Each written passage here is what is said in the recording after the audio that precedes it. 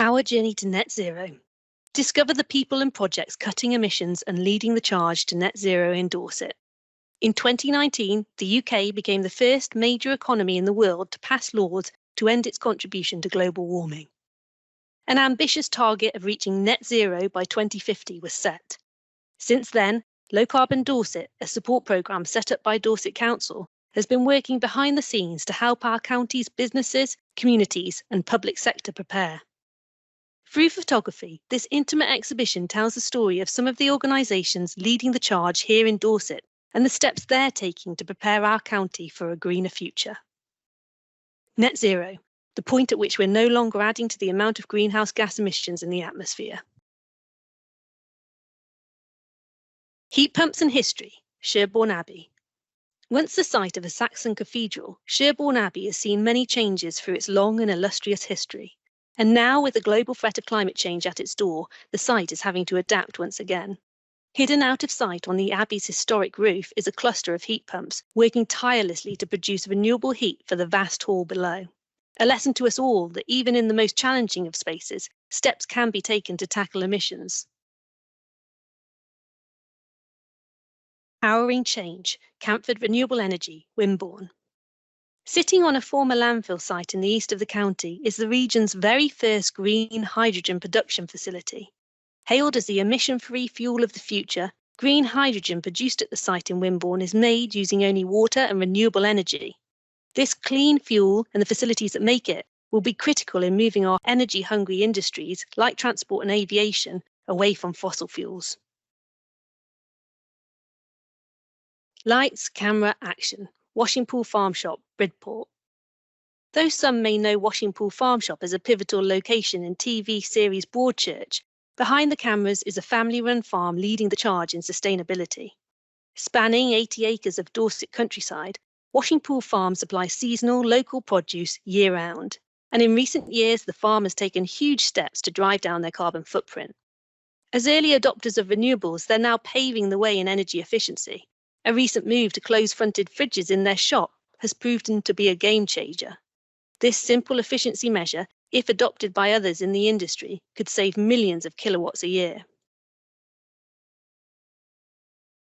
Sustainable living, Hazelmead Eco Development, Bridport.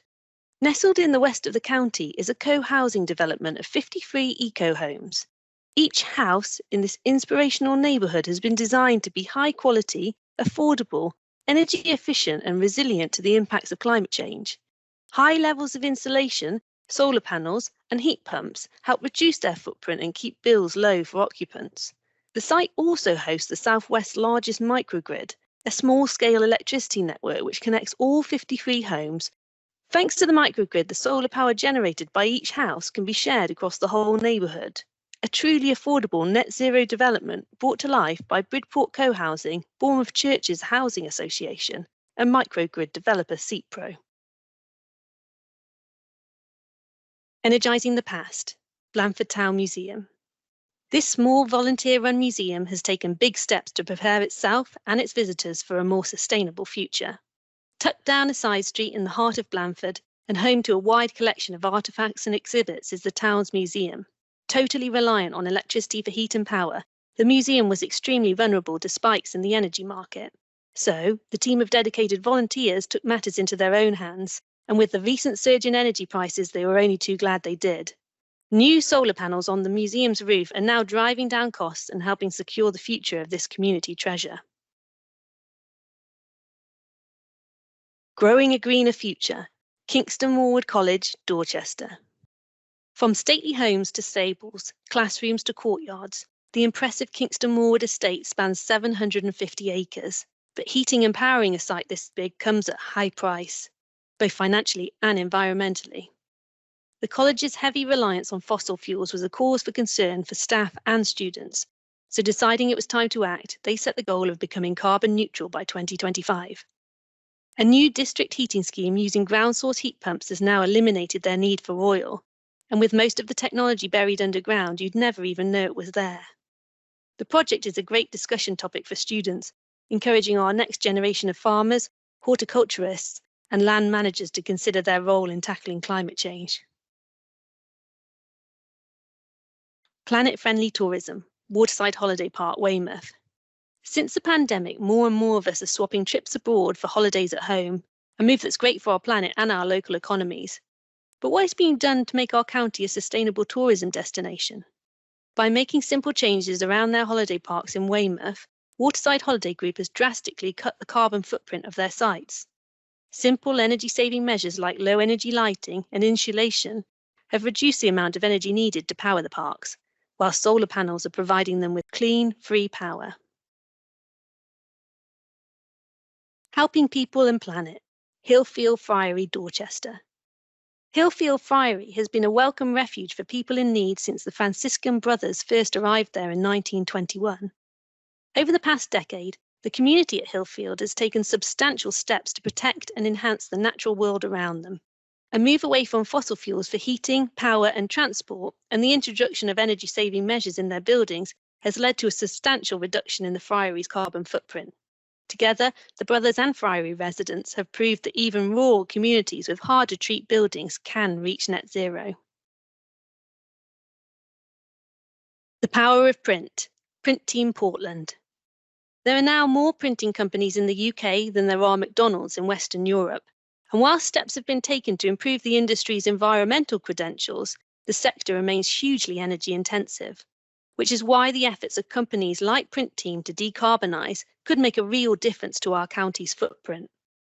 Solar panels on the roof of Print Team's customised factory on Portland have nearly halved this small family-run company's carbon footprint. Just think what could be achieved if the whole industry followed suit. Paving the way. Suttles Quarries, Swanage. Quarrying and sustainability are two words that aren't often heard together, but from their sites in the east of the county, Dorset-based quarry firm Suttles has taken giant strides to reduce their reliance on fossil fuels. In a bid to decarbonise their operations, this family-run firm has swapped power-hungry diesel machinery for electric alternatives and installed swathes of solar panels on their factory roofs to power them. The project, carried out over phases, took just over 2 years to complete. No better place. Harley's Fish and Chips, Verwood. When it comes to thinking outside the box, Harley's Fish and Chips take first place. This family-run firm didn't let a broken fryer get in their way of their climate goals. Instead, they used it as an opportunity to speed up their journey to net zero.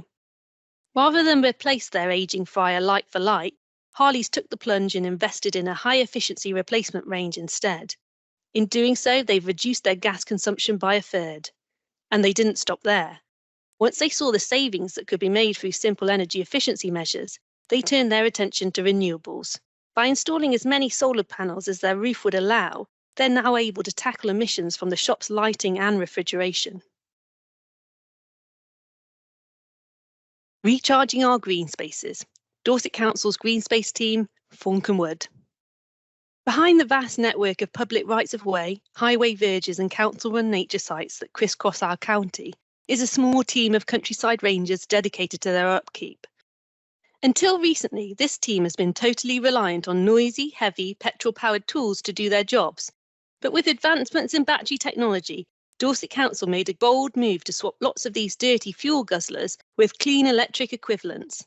But that's not all. By installing solar panels on the roofs of depots and country parks, the council can now charge the tools using 100% renewable energy.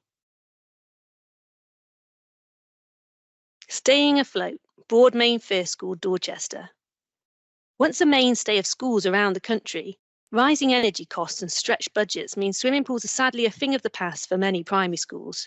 But the Parent-Teacher Association of Broadmain First School found a way to secure the future of their open-air pool in a planet-friendly way.